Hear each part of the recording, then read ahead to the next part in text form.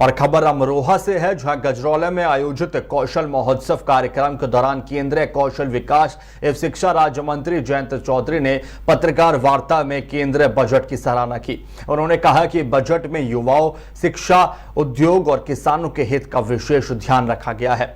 कौशल विकास के बजट में 62% की बढ़ोतरी करते हुए 10,000 करोड़ रुपए का प्रावधान किया गया, जबकि शिक्षा के लिए 1.5 लाख करोड़ रुपए निर्धारित किए गए थे। स्पोर्ट्स मैन्युफैक्चरिंग को बढ़ावा देने के लिए 500 करोड़ रुपए और उत्तर प्रदेश में रेल विकास के लिए 20,000 करोड़ रुपए का प्रावधान किया गया। केंद्रीय मंत्री ने कहा कि प्रदेश में निवेश और रोजगार नए अवसर पैदा हो रहे हैं और कौशल महोत्सव के माध्यम से युवाओं को बड़े पैमाने पर रोजगार के अवसर दिए जा रहे हैं। देखिए गजरौला से हमारी यह खास खबर।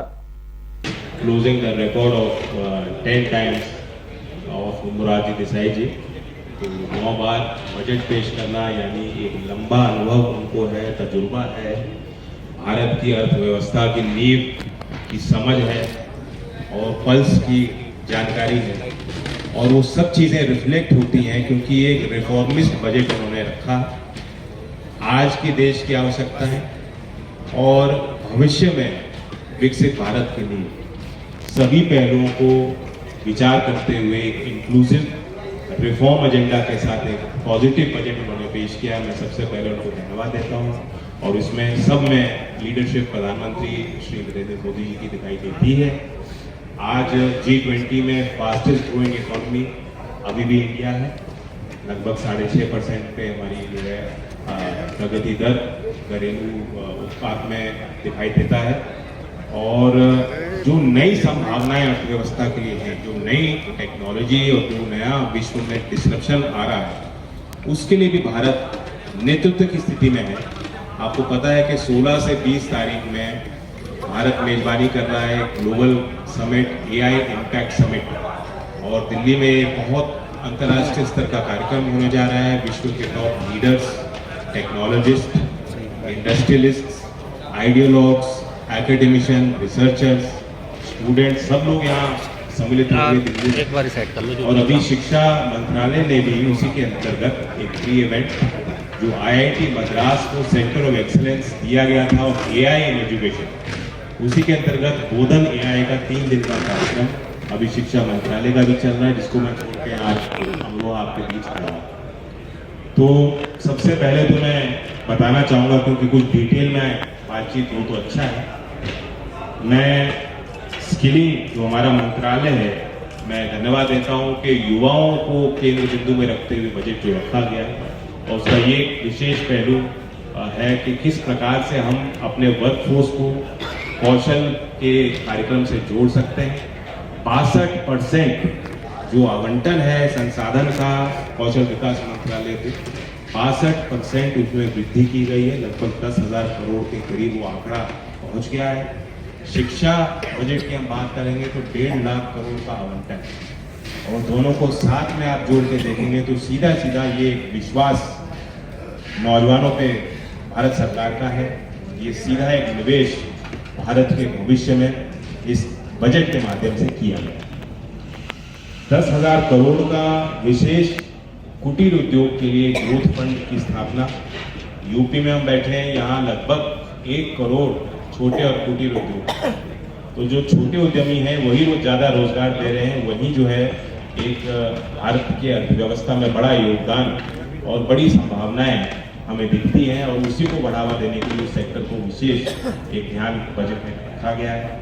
यही चौधरी चरण सिंह जी की भी प्राथमिकता होती थी। वो कहते थे कि बड़े उद्योग तो ठीक है, लेकिन कुटीर उद्योग और कृषि आधारित उद्योगों को हमेशा उन्होंने बढ़ावा दिया। 2026-27 के बजट में केंद्र सरकार ने पहली बार स्पोर्ट्स गुड मैन्युफैक्चरिंग को प्रमोट करने के लिए विशेष नीति बनाई और खेल मंत्रालय के अंतर्गत ये कार्यक्रम संचालित होगा। 500 करोड़ रुपए का होगा।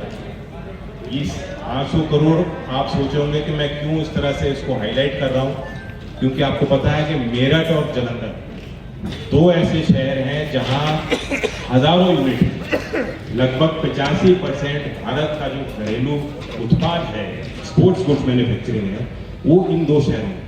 तो क्योंकि यूपी में हम बैठे हैं तो हमारा इंटरेस्ट, हमारी रुचि है 1 डिस्ट्रिक्ट 1 प्रोडक्ट भी, जैसे यहाँ का अमरोहा का ढोलक है, वहाँ का स्पोर्ट्स गुड मैन्युफैक्चरिंग मेरिट का प्रोडक्ट है और उसे ग्लोबल प्रोडक्ट बनाने के लिए 500 करोड़ एक एडवांस्ड रिसर्च फैसिलिटी हो, मटेरियल साइंस में रिसर्च हो, अनुसंधान हो और छोटे उद्यमों को लाभ मिले, इसके लिए भारत सरकार ने विशेष नीति और प्रावधान इस बजट में किया।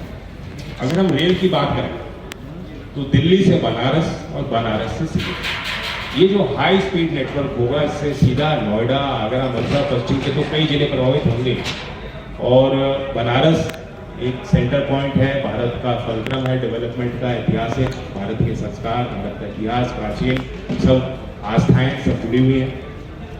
और रेल क्योंकि पहले अलग बजट होता, अब इसी में कंबाइन किया गया कुछ रेल के प्रबंधन को लेकर जो व्यवस्थाएं हैं, जो निवेश हो रहा है और जो सुधार हुए हैं, उस पर मैं कुछ कहना चाहता हूँ। 2009 से लेकर 14 तक अगर आप आकलन करें कि उत्तर प्रदेश को रेल की सुविधाओं के लिए कितना आवंटन मिलता है, लगभग 1100 करोड़ सालाना।